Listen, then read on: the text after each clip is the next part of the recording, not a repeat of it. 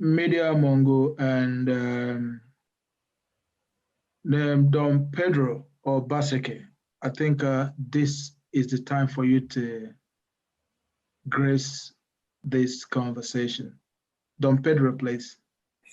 He said, Professor Chris, he said, what are they smoking? What are they smoking? Don Pedro, I will start from there. They are smoking paraga. You're welcome, Mr. Don Pedro. I have listened to the whole thing, and you know, the thing has undulated between former activist, gentleman, Uncle Who, Udumosu, you know, and Auntie Ankyo, and now I am blown away by my elder brother, Chris Mafido. My daughter said, I want to just use this at the beginning. He said, Daddy, why do they call AsoRock AsoRock? I said, I don't know. He said, maybe because assholes live in AsoRock. That is the beginning of the problem. You see, when Auntie Ankyo made reference to the CBN, you know, blocking accounts of Nigerians, we must understand something very clear here. The CBN is the statutory regulator of banks. So even the CBN does not have the locus to block an account of an individual. It's a different thing if Bank X, Bank Y is said to be sponsoring terrorism, and then the CBN moves in to block it. You see, we have a government that is stone deaf and a government that is an abiku. In Benin, we call it Igbahwan, born dead. What we are suffering is the fallout of institutional brigadage. Nigeria is not a nation. So when I hear people keep saying nation, nation, nation, we are actually wallpapering and supporting a lie. Our nation is a lie. And until we address that systemic, that structural defect in the nation or in the country, in this geographical expression that God did not create, that God has no hand in, will we be continually lying to ourselves? I just remember a few things that I want us to just chew on. In 2015, February, I embarked on a documentary. The title of that documentary is The Real Buhari. As a result of that documentary, I had to run out of the country. That documentary finally led to the federal government proscribing AIT. I wrote, edited, and voiced that documentary.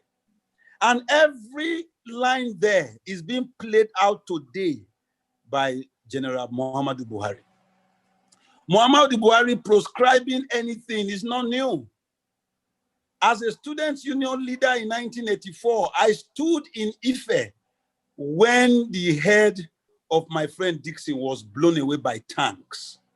Fela sang a song on that. No be there Buhari day. Now Christmas be that animal in human skin where they kill children for Zaria and Ife. They not do nothing. So what we are saying, when you as a student of history refuse to learn from history, you will not only repeat history, you will repeat it to disastrous encore. That is what we are seeing. What we are seeing is a man who once upon a time had proscribed everything, forbidding everything. A man who once upon a time created Decree 2 and Decree 4. You can change a man in his 30s, in his 20s, in his 40s.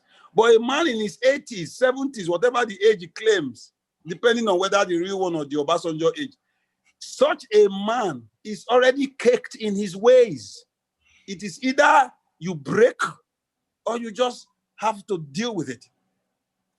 Somebody said, I think it was Ankyo, that every time they throw up something, because we are like lap dogs, they will come up with something. We will scream and scream, and then we will move on. They will come up with something. We will scream and scream. Ruga. We will scream and scream. Underwater. We will scream and scream. For me, EndSARS is a reset button for the Nigerian nation.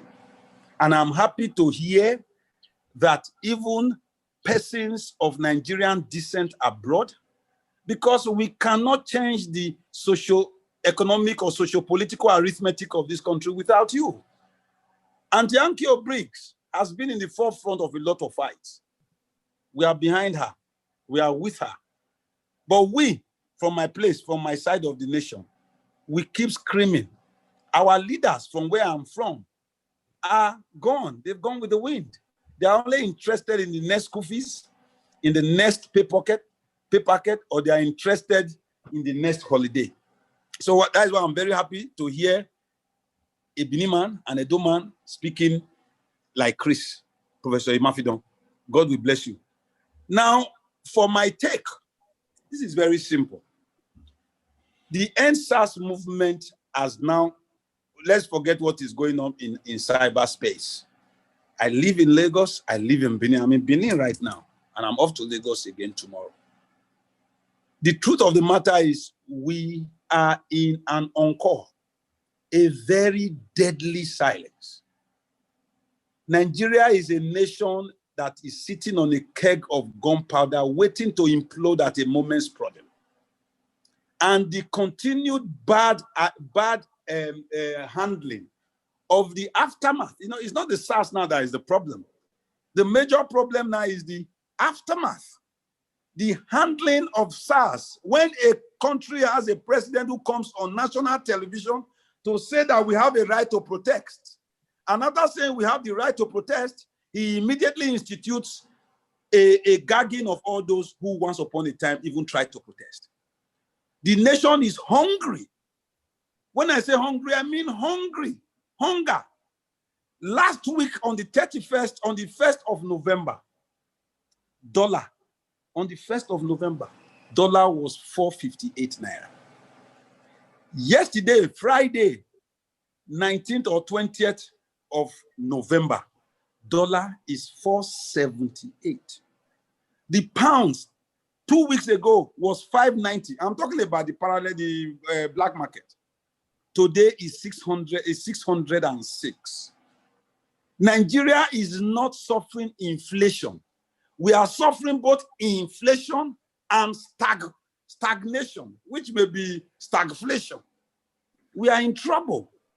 Now, anybody who does not understand the existential nature of this trouble we face, and we are still singing, for me, Nigeria, in my language, if they ask you which country you be, your first answer is it's same thing in Igbo. When you refer to Obodan, you are not talking about Nigeria, my brother. True. That is the truth. True. Now, when we have a nation where a man from Umunochi, from Imbitoli Keduru, has absolutely nothing historical, geographical, genetic with anybody from Kara Namuda, we are in trouble. When a nation has been forced together by force to federate since 1914 in an arrangement where even in that paper it says that it's for 100 years. So even thematically, legally, Nigeria does not exist because the agreement, though the agreement ab initio was an agreement that was forced and foisted on the people, it has expired. We have a constitution we all knew was written by one man. We know there was no constituent assembly. It was a hurriedly cobbled together constitution. Nigeria cannot take care of its citizens because if my son scores 275 over 400 in Edo State, he will not gain admission until you admit a boy from Zamfara who scored 84 over the same 400. A Nigeria where meritocracy has long died. A Nigeria where you have a president who still thinks that Western Germany exists. A Nigeria where we are in trouble. I don't cry for Nigeria because it's dead. It's a truism. We are living a lie because we are scared of confronting the bull. We are scared of confronting it.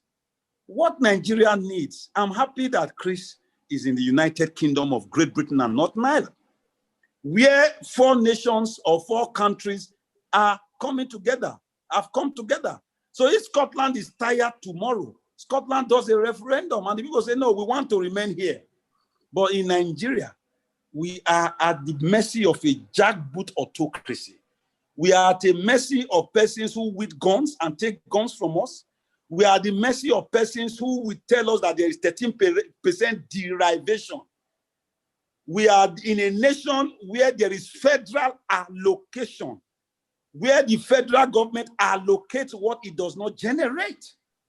So our problem is not only social, is not only political, it is not only economic, it is social, political, economic, psychosomatic. Is a nation that deliberately puts down certain persons from certain areas of the nation. I blame the Igbo people. I'm very sorry, because there is no Nigerian nation without the Igbos. It's only the Igbos that are the tiny fabric that is holding this country together. They are the ones who will go to Kara and Namuda, build a house, construct roads, build businesses, and contribute to the local economy. No other part of Nigeria, particularly those from the north, we do that. We are at the behest. They turned EndSARS, we've not even mentioned that, into a sectional fight. So when people were burning in anger, buildings in Lagos, all over Lagos, for those of us who live in Lagos, they were sending videos around that the Yoruba businesses were being burnt up by Igbos. These are narratives that are put there so as to put the Yoruba man down, put the Igbo man down, put the Edo man down. At the end of the day, they use all of us in the South so that we keep fighting ourselves. We will keep punching ourselves. So no matter how many outcries that is done in the House of Commons, in the Congress, they will pay one low-level mental Lilliputian of our own descent to put us in public opprobrium. Who is defending this government with so much lies and latitude? Lai Mohammed. Who is fighting to make sure that this government is against all those who it should be defending? So we are in a very serious state. Unless the Nigerian, I know, Ongodumake years ago, when we're doing the Nagleko, they made it clear that Nigeria must sit down. My Oga then, may he continue to grow gray hair, Professor Wole Soyinka, made it clear that we must have a constitutional sovereign national conference that was able to be held something close to it in 2014. And Jonathan was sacrificed. Anyway, he sacrificed himself because he was president. You have just had the balls to initiate that, to finish that 2014. Maybe we won't be where we are today. The government we are facing today is a Mephistophelian government, a government ruled by apostles and lieutenants of the devil. And that, unless we have that in mind, we will just be running around in circles. Unless we address the very fundamental, badly structured federation, unless we allow people to fiscally federate so that the local, state, and whatever other tiers of government can help to move our people forward. Many EndSARS will continue. Many of our young boys will die. Our children don't know our history. They don't know where we are coming from, so they may not be able to aggregate where we are going to. I just want to say that clearly, that whatever it is for us to continue the narrative begun by these young people, they didn't start it, as Auntie Ankyo said. And because of the fact that anything like that has no leadership, the only thing that you will find is going to be rudderlessness. So we must be able to help them build some form of leadership so that we can move this nation forward if the nation is indeed destined to remain one. God bless everybody. Thank you. Thank you very much, Dr. Don Pedro Obaseki. Obviously, it's been a long way. We've come a long way. Yes, Omazi, you are my main man. You know, since I don't copy of your beer, I'm now getting beers like you, man. So they don't mistake me for a low-level bourgeois. Before Auntie Anki, you go to us, this boy don't chop too much money. Say, what are they smoking? Oh God, they are smoking paraga. Thank you very much for that excellent contribution, my brother. Thank you. I quite appreciate your contributions. On that note, you know, you rightly said it. You said many things in one, but the key takeaway for everyone is to note that, you know, in your worldview, the nation is yet to be won. So obviously, there are going to be many EndSARS until the structural imbalance is addressed. Now, quickly, Obaseki. You know, one good thing about Obaseki is he always wants to throw in some Bini proverbs in between. I don't understand Bini, but I do understand. I enjoy those proverbs. If I need to say them, I will translate them in Igbo. I know you do. Because you are, whether you like it or not, you are my brother. You know, as people say, one Igbo, you know. You know. Yeah. I just think that after listening to the young lady speak, something just quickly came to my mind, and I want to use that as a passing shot. She graphically described some of the things that took place. I personally, as a husband to an Igbo woman, who were specifically and specially scared. Also on that day, the day before the massacre in Lagos, don't forget that the thing started in my area. It started in Delta State. The EndSARS for this last one, when the SARS people pushed out a young boy in Ughelli and seized his Lexus Jeep and left him for dead. In Benin, the thing took another dimension.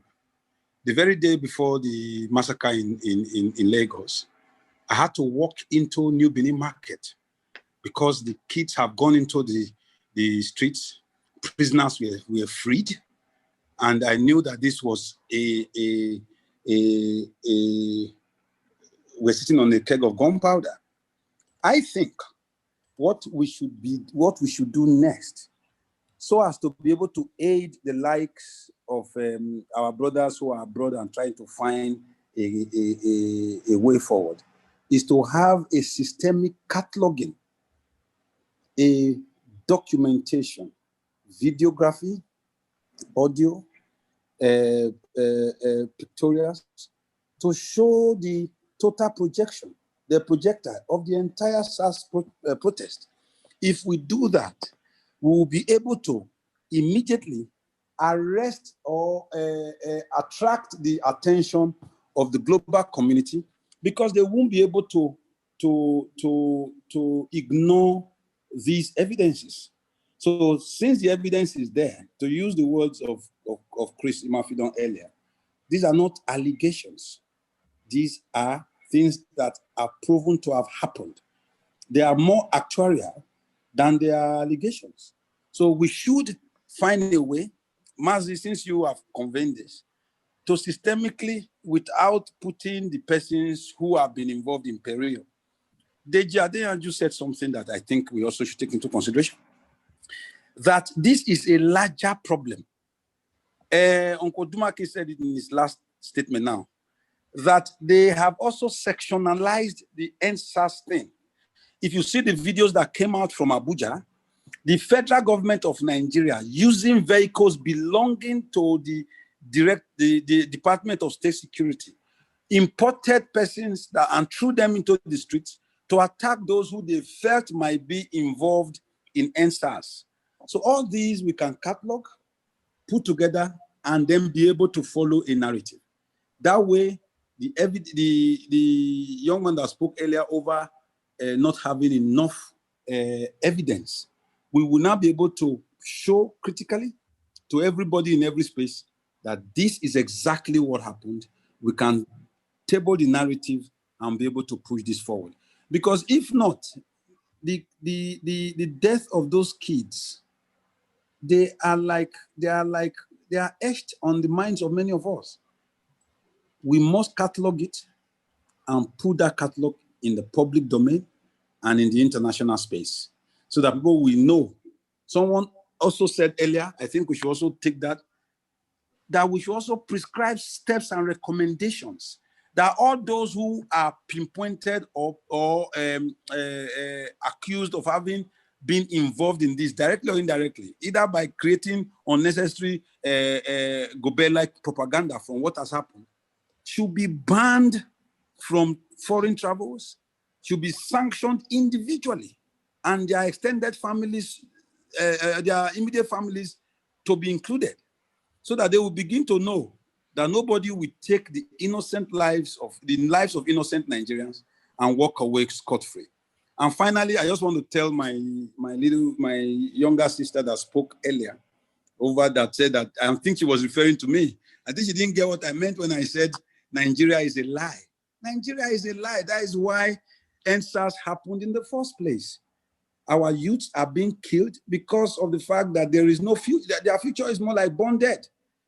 We have a generation that is ruling us, whom Soyinka once described as the wasted generation. So the wasted generation are now ruling the rest of us.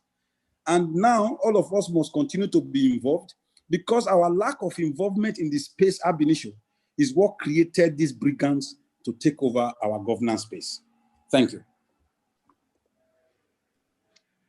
So thank you. Chidi, over to you. Okay, I think I have to bring in